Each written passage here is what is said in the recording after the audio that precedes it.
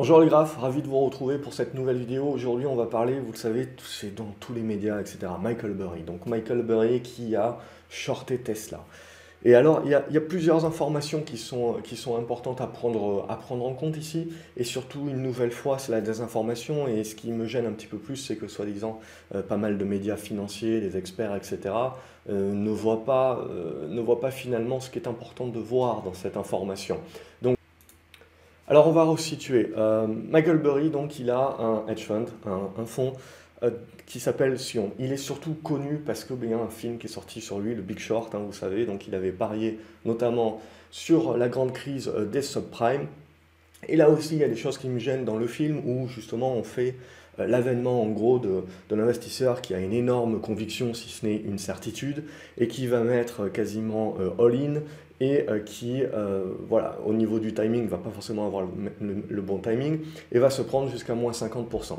Et en gros, à la fin, il a raison, il gagne beaucoup d'argent, etc.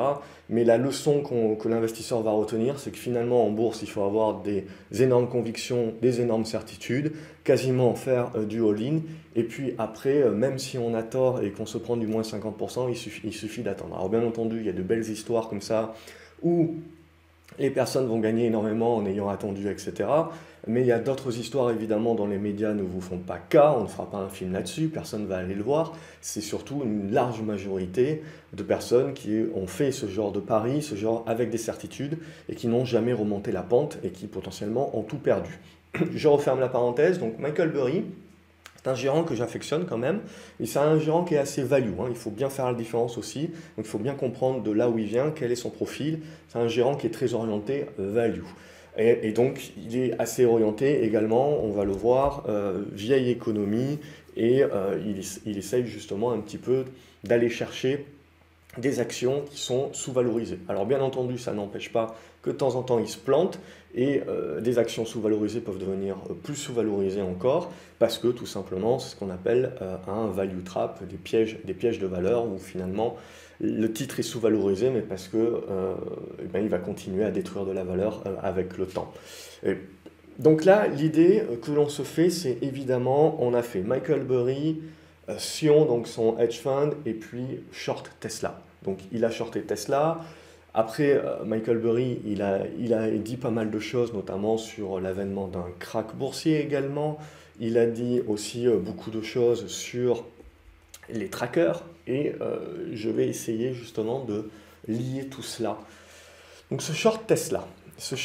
Alors déjà, voilà, je vais vous faire un site, parce que vous avez aux États-Unis, dès que vous avez un fonds qui a plus de 100 millions d'encours, vous êtes dans l'obligation de divulguer vos positions, de divulguer votre portefeuille. Ça fait partie quelque part de vos états financiers également, et vos positions font partie de vos actifs, et donc vous devez les divulguer. Donc évidemment, vous avez beaucoup d'investisseurs qui vont faire du copier-coller. Mais il y a une grossière erreur, donc vous avez beaucoup de sites évidemment qui vont recenser ces informations-là. Un des sites que j'utilise, c'est Dataroma, et vous allez retrouver tous les gros managers. Il y a du Warren Buffett, etc. Bref, vous allez trouver tous les gros managers. Ils sont classés ici par ordre alphabétique de leur nom, du manager, et vous avez alors dans une première vue en gros le top 10 hein, en termes de pondération des valeurs que vous pouvez retrouver. Alors il faut faire attention, il y a certains gérants qui sont value, d'autres qui sont plus croissance, d'autres qui sont plus un petit peu entre les deux. Et donc là, ce qui va nous intéresser, c'est donc Michael Burry. Alors Michael Burry, ce qu'il faut bien comprendre, c'est qu'aujourd'hui, il a une grosse renommée avec notamment son coup sur les subprimes, le film qui a été fait, mais ce n'est pas un gérant qui gère énormément d'argent. C'est ça qu'il faut bien comprendre aussi. Son fonds, il n'est pas si énorme que ça. Alors ici, vous voyez l'état de son fonds à 116 millions de dollars. Ce n'est pas la totalité de son fonds, c'est ce qu'il a actuellement en position. Donc ça veut dire qu'il a certainement pas mal de liquidités. Et également, et c'est là pour moi où on pêche sur le fameux short Tesla, c'est que quand vous allez voir ce qu'il a dans le portefeuille, les obligations sont surtout de divulguer les positions acheteuses sur actions. vous allez avoir beaucoup de fonds qui vont se couvrir ou avoir des options également, des options longues, des options put, des calls, des puts, etc. Et c'est bien là où il faut comprendre. Donc, quand vous arrivez et que vous cliquez et qu'on voit Michael Burry, on voit en portefeuille value, alors il faut faire toujours attention, je dirais, aux informations. Il faut aller creuser un petit peu plus. Le portefeuille de Michael Burry au total, la dernière fois que j'avais regardé, je crois qu'il tourne aux alentours de 600 ou 700 millions de dollars. Donc il ne faut pas omettre une chose pour moi, ce qui est très important, c'est que quand l'information et donc quand la presse parle de Warren Buffett ou des grands qui achètent ou qui vendent certaines actions, vous allez avoir toute une ribambelle de vidéos YouTube, d'articles qui vont vous dire, voilà, si Warren Buffett vend ses bancaires, c'est qu'il croit au crack, etc. Mais ce qu'il faut bien se dire, là la même chose, si Michael Burry short Tesla, voilà, ça veut dire que qui croit justement au crack, au machin, et que Tesla fera partie des victimes. Et ce qui est très important de comprendre ici, c'est que c'est comme des résultats financiers, ils sont publiés publiquement facilement un mois après la fin du trimestre, hein, si ce n'est un mois, 45, jusqu'à 60 jours. Donc, ce qu'il faut bien comprendre, c'est qu'entre le moment où l'investisseur que vous suivez a acheté une valeur et le moment où vous en avez connaissance de manière publique, il se peut qu'il se soit passé entre 30 et 60 jours et que donc il est déjà vendu. Donc c'est-à-dire que ce short Tesla dont tout le monde parle vis-à-vis de Michael Burry, potentiellement, il a déjà soldé. Ensuite, ce qu'il faut bien comprendre ici, c'est que ce short Tesla n'apparaît pas. Il n'apparaît pas, pourquoi? Parce que c'est un short via option. Donc il a acheté des options. Et des options, ce qu'il faut bien comprendre, c'est que ça vous permet de prendre un pari. Donc il a acheté des puts options sur Tesla. Ça vous permet de prendre un pari avec une certaine maturité, avec une target, et donc en fonction de ça, le prix de l'option. Et c'est là où j'appuie, puisque ce que j'ai lu, c'est que Michael Burry avait pris l'équivalent d'un short Tesla pour un peu plus de 500 millions de dollars. 500 millions de dollars, c'est plus ou moins, hein, si on se rapporte aux chiffres que son fonds fait 600 millions, c'est plus ou moins donc dire qu'il a investi 90%, 80-90% de son fonds sur un short Tesla. Ouais, Michael Burry est value, c'est quand même, il n'est pas sorti il est là depuis un certain nombre de temps. Aucun gérant ne fera, même s'il a une énorme certitude, ne fera de all-in de cette manière-là sur équivalent à un short. Donc on le fait comment? On le fait, la problématique c'est que les grands médias, ils ont juste multiplié sa position en ne liant pas que c'était des options. Les options, l'avantage c'est que ça vous coûte bien moins cher, hein. Vous payez le delta entre la target et le prix actuel, et puis c'est fonction de la maturité. Donc on n'a aucune connaissance de quand est-ce qu'il a acheté, combien il a payé, quelle est la maturité du produit éventuellement qu'il a pris, pour pouvoir réellement calculer quelle est vraiment en fait quelle est son exposition par rapport à ce short Tesla. Et donc son exposition, très probablement, je veux dire, elle est à hauteur. L'avantage d'une option, c'est que si on a raison, on peut gagner vraiment gros. C'est le but d'une option, c'est comme un levier. Et l'avantage aussi, c'est que vous connaissez votre perte à l'avance. C'est-à-dire que si vous avez tort, si vous ne soldez pas l'option avant d'avoir eu complètement tort, vous savez également quelle est votre perte maximale, c'est le prix du produit, c'est le prix de l'option. Donc à partir de ce moment-là, son exposition n'est pas, comme j'ai pu le lire, de potentiellement 500 millions, c'est-à-dire comme s'il avait shorté les actions Tesla en dur. Son exposition est uniquement sur le nombre de contrats qu'il a achetés sur cette option-là, multiplié par le prix de cette option. Ça, c'est son exposition. Et donc il y a fort à parier que cette exposition au niveau des contrats qu'il a payés est très certainement en deçà de 5%. Mais il se donne l'opportunité de gagner gros s'il a raison. Et pour moi, Michael Burry, il faut lier également tout ce qu'il nous dit déjà depuis un petit moment pour comprendre ce pari. C'est non seulement un pari contre Tesla, contre le fait que Tesla est survalorisé, comme je vous ai dit, Michael Burry est très orienté value, donc pour lui, Tesla est survalorisé, pour lui, Tesla ne vaut pas cela, potentiellement, donc il parie sur ça, mais il parie également sur autre chose. Pour moi, on avait fait pas mal de vidéos sur ARK et sur pas mal de fonds et de trackers, justement, qui surpondèrent de manière souvent exagérée des positions de croissance, donc des positions technologiques, etc., et notamment Tesla. Tesla encore, c'est pas la pire, elle est assez liquide. Mais quand vous faites un pari comme ça avec des options pour jouer un short, vous jouez quoi? Vous jouez le prorata, vous jouez la volatilité, vous jouez en fait la liquidation. Pour celles et ceux qui ne savent pas ce que c'est, si vous regardez fin 2018, si vous regardez le Covid, c'est en fait quand vous êtes dans l'obligation, donc quand tout le monde veut retirer son argent, les trackers sont obligés, sans discernement aucun, de vendre à l'équivalence des pondérations, de vendre tout ce qu'ils ont dans le fonds pour pouvoir rembourser les clients qui veulent retirer l'argent. Pour ARK, c'est un petit peu différent, mais c'est la même idée. Donc pour ARK, l'idée c'est de se dire qu'aujourd'hui, le fonds a tellement gonflé qu'on se retrouve avec Cathie Wood qui investit massivement et qui continue de surpondérer des valeurs technologiques. Ce qu'elle fait, qui à mon avis est une erreur, mais encore, hein, je ne vais pas juger, mais c'est qu'essentiellement, elle vend des actions technologiques, mais qui étaient liquides, c'est-à-dire sur lesquelles elle avait des grosses positions, mais sur lesquelles il y avait suffisamment de volume pour qu'elle puisse rentrer, sortir, même s'il y a éventuellement voilà, de la volatilité, au moins elle peut sortir facilement. Et elle a utilisé cet argent-là pour renforcer, alors elle a pas mal renforcé Tesla, qui est quand même assez liquide, mais elle a aussi renforcé beaucoup d'autres valeurs technologiques qui sont beaucoup moins liquides, et donc sur lesquelles elle a des positions qui sont très importantes par rapport au volume moyen échangé. Ce qui fait que si un jour, vous avez une crise de liquidité sur un fonds comme ARK, où vous avez tout un tas de clients qui veulent retirer leur argent, elle sera obligée, qu'elle n'a pas les liquidités nécessaires de côté pour pouvoir les rembourser, elle sera obligée de vendre des positions.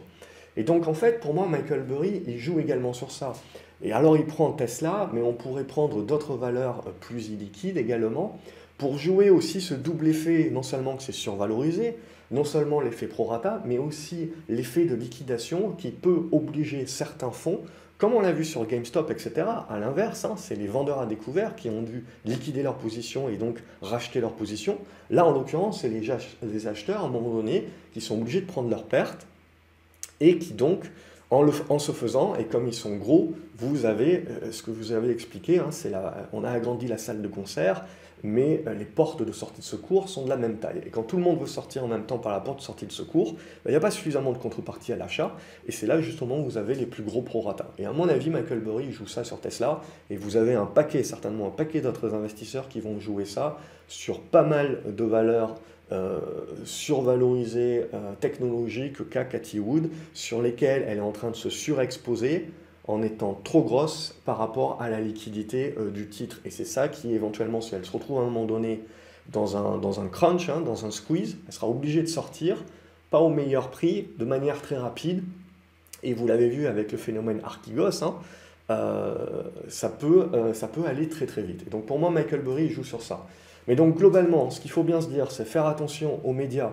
Les médias, ils n'ont pas fait la relation, il n'a pas shorté les actions Tesla directement, il a pris un put, hein, une option put. Donc ça lui permet d'être beaucoup moins exposé, tout potentiellement en s'exposant à des gains supérieurs. Et pour moi, une fois qu'on a dit ça de Michael Burry, vous savez très bien que Michael Burry, lui, il voit la même chose. La problématique des ETF, c'est si jamais on devait avoir ce crunch à un moment donné, des retraits massifs d'argent, eh ben les ETF, c'est bête et méchant. La problématique en tant qu'investisseur, c'est qu'on se dit quand les marchés baissent, on essaye d'acheter justement des valeurs qui sont bien valorisées ou qui reviennent à des niveaux intéressants, qui nous permettent de bien valoriser avec un socle. La problématique avec l'extension des ETF, c'est que si jamais on devait arriver à ce crunch, en fait, il n'y aurait pas de discernement. Tout serait vendu en même temps, en fonction des différentes pondérations qu'il y a dans l'indice de base, mais tout serait vendu sans discernement. Donc c'est là aussi où ça peut créer des inefficiences de marché qui vont intéresser les investisseurs, mais c'est là aussi où il faut bien comprendre que potentiellement, le socle fondamental que l'on peut voir sur un titre, il peut très bien ne pas exister. Pourquoi? Parce que ce qui prévaut, c'est l'offre-demande. Et si à un moment donné, vous avez un déficit de demande, justement, et vous avez une volonté énorme de vendre et de retirer en mode panique, c'est là où vous avez les contreparties, c'est là où vous avez les creux de marché et les gros dips. Hein. Et vous avez ça, plus un titre est illiquide, plus vous allez avoir des creux comme ça qui peuvent se faire de manière très volatile avec des prorata très fort. Si vous suivez les crypto-monnaies, je n'ai pas besoin de vous l'expliquer. Donc voilà un petit peu ce que l'on doit dire sur cette affaire Michael Burry, du short Tesla, etc. Et encore une fois, voilà, remettre l'église au centre du village et faire un petit peu le point là-dessus. Mais ce qui est le plus intéressant sur Michael Burry, quand on regarde sa fiche ici, ce qui est le plus intéressant finalement, c'est pas son short Tesla. Moi, ce que je trouve le plus intéressant, c'est ce qu'il a acheté le dernier trimestre. Regardons un petit peu ce qu'il a acheté. C'est ça pour moi qui est intéressant. Donc il a acheté du Zymeworks, c'est de la santé. Il a acheté du Korevich, etc. Ok, donc il est en train d'acheter de l'énergie. On voit Occidental Petroleum. Alors je les connais pas toutes, mais Precision Drilling, etc. Donc il a acheté de la pharma, il a acheté de l'énergie et il achète du shipping. Alors je connais bien STNG, etc. Donc il achète du tanker. Donc il joue l'essor du pétrole, il joue l'essor du transport maritime de ce pétrole, et derrière, il joue la santé. Donc ça, voilà, pour moi, c'est là où c'est plus intéressant. La manière dont on regarde, c'est que je ne vais pas regarder individuellement ce qu'il a acheté pour le copier, parce que je sais que potentiellement, j'ai 3 mois de retard par rapport à ce qu'il a réellement fait, et potentiellement, au moment où j'ai l'info, lui, il a déjà vendu. Donc, ce qui m'importe plutôt, c'est de comprendre de par les achats, quels sont les secteurs d'activité, qu'est-ce qu'il va privilégier. Ce qu'on voit aussi, c'est qu'il est short. Hein, il a pris un tracker ici, ultra short du 20 ans. Donc, il joue là aussi la montée des taux. Donc, en gros, il est value, il joue la montée des taux et il va chercher du tangible. Il va chercher de la value, quelque chose qui est capable de résister à l'inflation, et il joue également de la santé. Voilà, c'est ça pour moi, quand on va regarder qu'est-ce que fait un investisseur, c'est essayer de décrypter quelle est sa vision plutôt que titre par titre, ce qu'il a acheté, parce que potentiellement, comme je vous l'ai dit, vous avez du retard par rapport à ces infos. Et ce que je trouve très dommageable, c'est par rapport aux médias financiers, etc. Voilà, on en fait des caisses sur ce short Tesla. Et on ne réfléchit pas 2 secondes que personne ne prendrait un short pour 500 millions de dollars quand votre fonds en fait 600 ou 700. C'est illusoire. Donc, et personne ne fait le rapprochement, voilà, avec les options qui sont très largement utilisées. Et on le voit aussi, hein, des trackers aussi avec des leviers. Alors ultra short, ça doit être un levier 3 certainement, puisque je l'utilise aussi. Donc il y a ces trackers-là avec levier aussi qui peuvent être utilisés au-delà de simples options. Donc voilà, j'espère que j'étais suffisamment clair dans cette vidéo, que je vous permets voilà, de sortir un petit peu du bruit des médias sur cet aspect-là et peut-être d'éclaircir un certain nombre de notions. Et voilà, Michael Burry, à la fin de la journée, c'est un investisseur comme un autre. Il a raison et il se plante parfois.